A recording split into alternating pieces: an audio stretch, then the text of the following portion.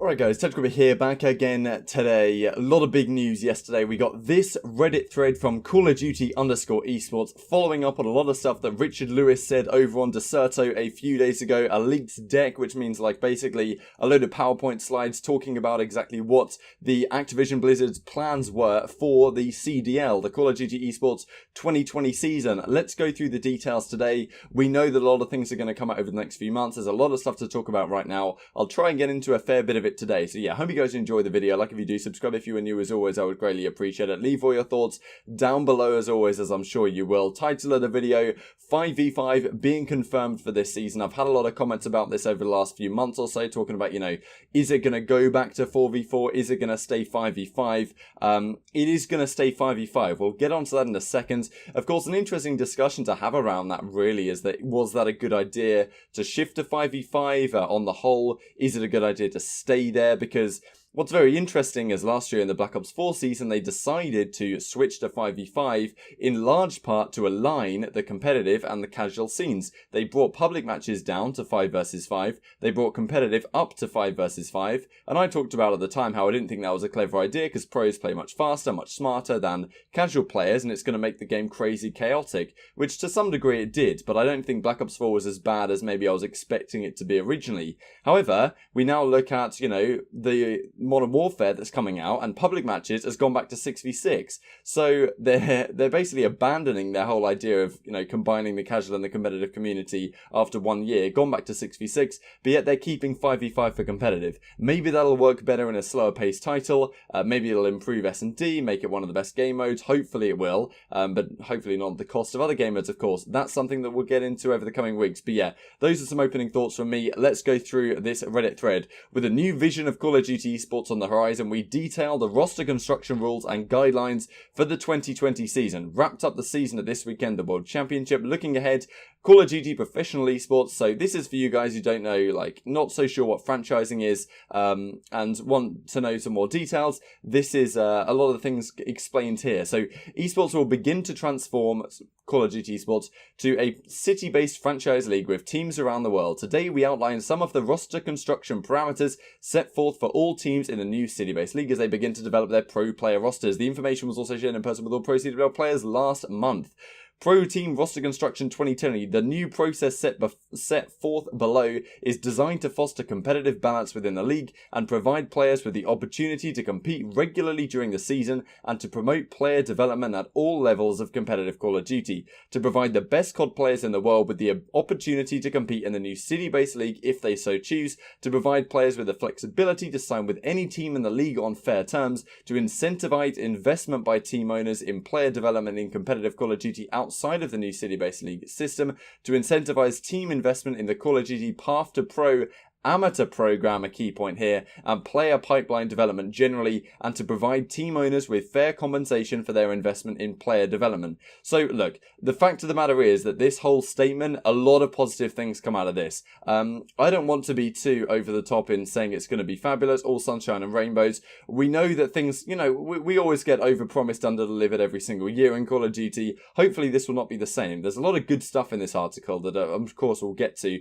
and yeah, I'm sure you guys will leave your thoughts down below. Below is a summary of key roster construction points for aspiring COD esports players as teams in the new league build to begin their rosters in the coming weeks and months. I think I heard that roster changes and roster mania is really going to start in about 5 days time on August 26th. Maybe that's in this article, maybe it's not. We'll go into that in a second, but apparently in about 5 days time, the old teams from the CWL are going to be able to start making their swaps for the new players, which is pretty exciting stuff. Moving onwards then, the next season of Call of Duty Esports will begin in 2020. Now, of course, this is something to talk about because we have a fair few months to go until 2020. The game comes out October 25th, a couple of months' time. There's a beta before that. There's an open alpha this weekend on PS4 for the 2v2 gunfight mode.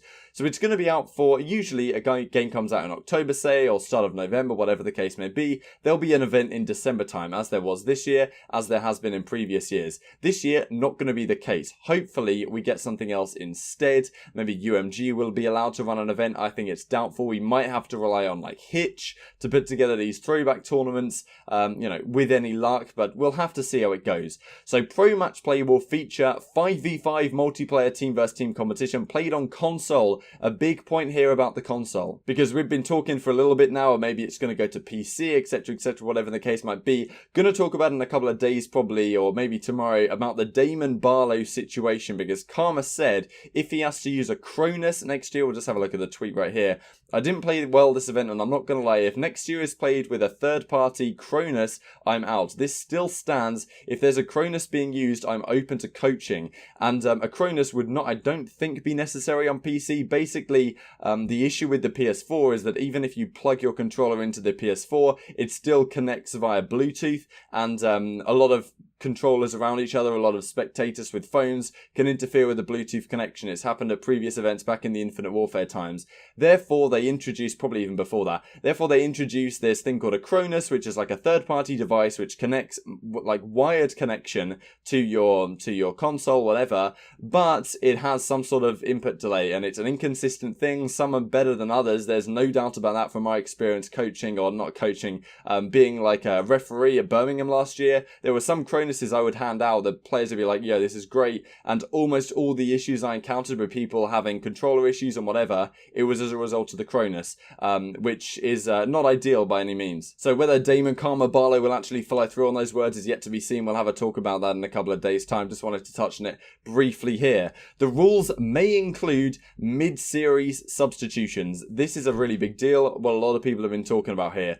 Possibilities of mid-series. So you play a hardpoint, your 5-man team. You go into search and destroy, and the maximum pro roster size per team is 10. You could, potentially swap out your entire team for a team of S&D stars. Now, I don't know how likely that is. I don't know if there's going to be restrictions on how many players you can substitute out, but there definitely will be this season a hard point being played, and then you bring in some S&D stars for the search and destroy, who all they do every day is grind S&D, and then for the capture the flag, you bring in a J-Cap, you bring in a Ricky or someone like a legendary player, lots of in-game IQ, but for S&D you could just switch out entirely for an S&D star team.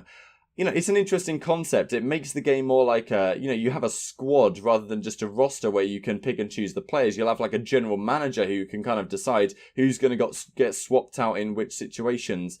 Very interesting ton of events here if this does come to fruition. Of course, it also means one thing to mention is that, you don't really have a good hardpoint team, a good S&D team. At least, you won't be able to look at 100 Thieves and say, wow, their S&D was pretty lackluster that tournament. If they step up the game, they'll be better, because you don't really have 100 Thieves anymore. You have we'll get onto 100 Thieves in a second here, but you don't really have 100 Thieves. You kind of have 10 players, of which 5 is their squad for hardpoint or respawns, and you bring in another couple of players or do whatever swap you want to do for the search and destroys. So it's difficult to evaluate a squad in that sense. I guess you just have to evaluate the squad as a whole rather than the individual teams that play the maps. But very interesting times ahead. When I mentioned 100 Thieves, I wanted to share this clip with you with Nadeshot talking about his feelings about next season's franchise league. The way that Activision and Blizzard are handling team branding is definitely a concern of mine.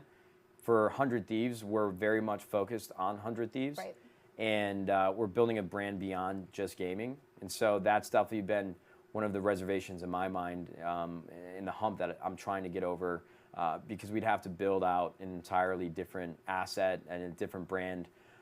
That's something that has just been like a tough pill to swallow. Now, you guys might have your own thoughts, but to me, that sounded very much like he's not particularly into it and is definitely not very sure if he wants to invest in the CDL, the Call of Duty League, next season, if that is what it's going to be called, because you would have to create a separate branding entity. You couldn't come in as the 100 Thieves. That wouldn't be possible. So, we've talked about that in the past because it is a city-based league. So they'd have to create a different entity like NV Gen.V will do. They have the Dallas Fuel for Overwatch. They will create another one for the Call of Duty League.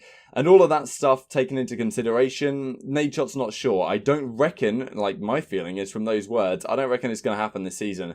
Big loss to COD, and but you know that is part and parcel of the system that they are going towards here. So an open signing window for pro players will begin September the 3rd. So I don't know what I heard about August 26th. So here we go. August 26th is here. So yeah, ability to sign players on the 2019 roster to new contracts 8 days earlier than any other organisation existing CWL teams, that is. So interesting statistics here.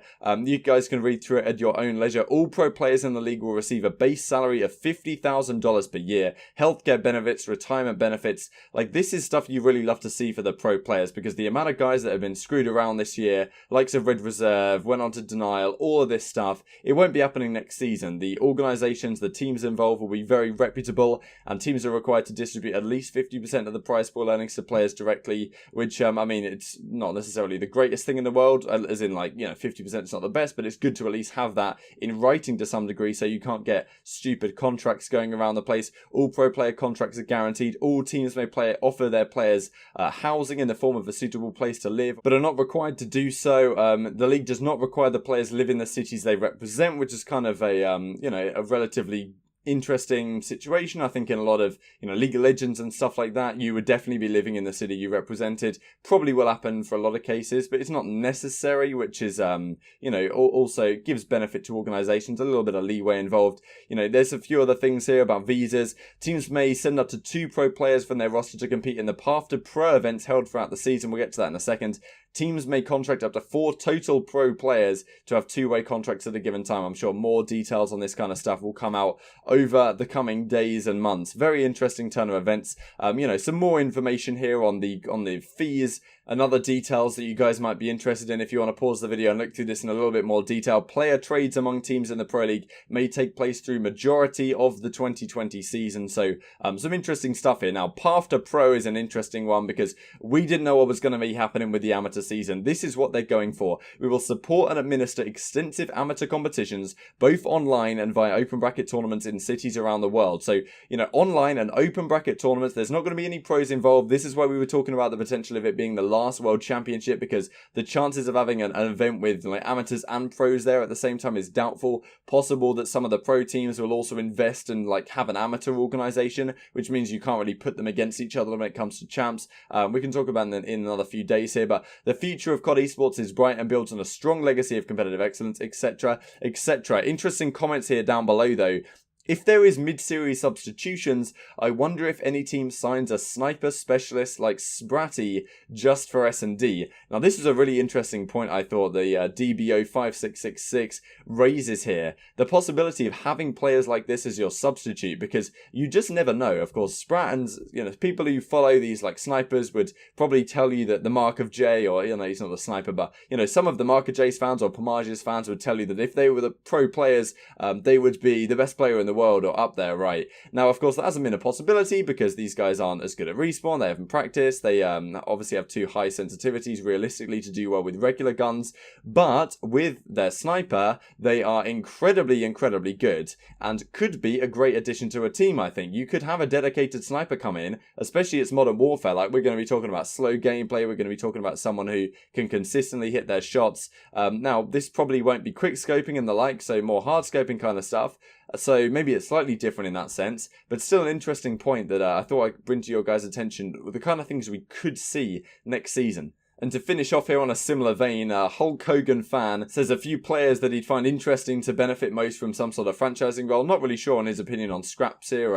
Not the bested search. I think is questionable. I think Scraps on the whole is a very good player in all modes. But that's up for debate. Adam Killer Sloss is his number 3 pick. The S&D King needs to make a return and bring his S&D knowledge to a franchise. He can pretty much be a player/manager for any franchise and offer a lot of experience in the S&D department. A lot of young players could do it playing alongside him and learning from him. He's massively contributed to the way Harpoon is played today with his impact teammates. Not strictly an S&D guy, but it is an interesting potential. Now, someone like this, Killer's not going to have the slaying power to really compete at the top level anymore, but for Search and Destroy, he could be a great shot caller. You just never know. There's a lot of players who might have some interesting potential here. So yeah, I hope you guys enjoyed the video. Like if you did, subscribe if you're new as always. Really appreciate if you comment down below some of your thoughts on it. And yeah, thank you guys so much for watching as always, and I'll see you next time.